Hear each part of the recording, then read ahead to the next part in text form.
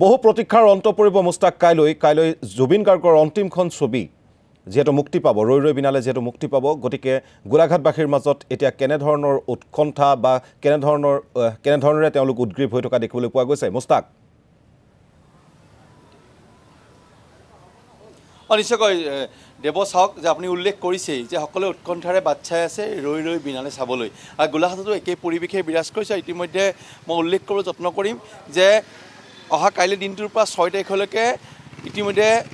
অগ্ৰিম ticket বিক্ৰী হৈছে গোলাঘাটৰ যি গ'ল্ড চিনেমা হলত ইতিমধ্যে যেহেতু কাইলৈ মুক্তি পাব সমান্তৰালভাৱে এই চিনেমা হলটো আৰু ইতিমধ্যে মই দেখিছোঁ যে পুৱাৰ পৰা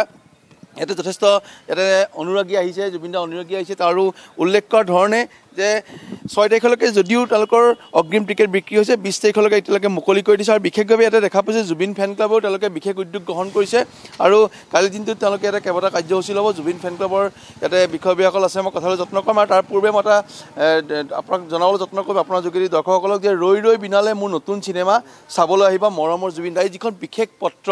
মোৰ হাতত আছে আৰু তেওঁলোকেও ডিষ্ট্ৰিবিউট কৰিছে সকলো ইয়াৰ উপস্থিত থকা লোকসকলৰ মাজত আৰু জুবিন দাই যেটো অন্তিমখন পত্ৰ আৰু তেওঁ মৃত্যুৰ পূৰ্বে লিখি যায় পত্ৰখনক এটা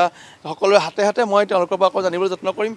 কেনেকুৱা এটা পৰিৱেশ এটা ইতিমধ্যে হৈছে আৰু আপোনালোকে এটা পৰিৱেশ সৃষ্টি কৰিবলৈ যত্ন কৰিছে গতিকে মুখ্য কথাটো হ'ল যে কাইলৈ দিনটোৰ কাৰণে কি কাৰ্য হৈছে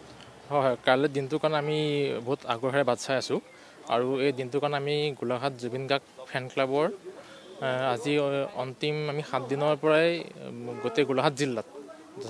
মানে পোষ্টাৰিং কৰাই হওক আৰু প্লাছ সকলো ধৰণৰ মানুহক গৈ পেলাই আমি চিনেমাখনৰ বিষয়ে কৈছোঁ তেনেকৈ আমি পোষ্টাৰিং চলাইছোঁ আৰু প্লাছ আমালৈ যিখন আহিছে জুবিন দাৰ যিখন অন্তিমটো তেখেতে লিখি থৈ গৈছিলে সেইখন আমি চিনেমাৰ তাত পোষ্টাৰত বনাই গোলাঘাটৰ প্ৰায়বিলাক অনুষ্ঠানতে গৈ পেলাই প্ৰশাসন বিষয়া হওক সাংবাদিকসকলক হওক বা স্কুল কলেজ শিক্ষাবিদ সকলোৱে ঘৰে ঘৰে গৈ আমি এখন শ্বেয়াৰ কৰিছোঁ আৰু তেনেকৈ আমি আমাৰ ছ'চিয়েল মিডিয়াতো আমি এইটো প্ৰচাৰ চলাই আছোঁ চিনেমাখনৰ বিষয়ে আৰু আমি সকলোৱে আগ্ৰহেৰে বাট চাই আছোঁ আৰু যিহেতু কালি চিনেমাখনৰ আমাৰ প্ৰথমটো শ্ব' আগত আমি জুবিন দাৰ প্ৰতি শ্ৰদ্ধাঞ্জলি অনুষ্ঠান এটা ৰাখিছোঁ তো সেইখিনি কাৰ্যসূচী বৰ্তমানলৈকে আমাৰ লোৱা হৈছে আৰু মই হয় হয় হয় আৰু কি থাকিব এনেকুৱা ধৰণৰ আহ্বান থাকিব আহ্বান সকলোকে থাকিব আপোনাৰ পাইৰেচিটো মানে কাট ভিতৰত গৈ ভিডিঅ' কৰাৰ পৰা আদি কৰি ফটো কৰাৰ পৰা আদি কৰি এইখিনিৰ পৰা বিৰত থাকক এইখিনি কৰিলে আমি ভাল পাম আৰু সকলোৱে চিনেমাখন চাওক আমাৰ অসমৰ সকলো ৰাইজে 3 কোটি জনতাই চিনেমাখন চাব বুলি মই আশা কৰিলোঁ আৰু চৰকাৰলৈ আহ্বান থাকিলে যে যেনেকৈ আমি কাশ্মীৰ ফাইলৰ বিষয়ে শুনিছে তেতিয়া আমি এটা অৰ্ধচুটি আহ্বান কৰিছিলোঁ সকলোৱে তেনেকৈ দিয়াও হৈছিলে সেইদৰে আমি জুবিন দাৰ চিনেমাখনকো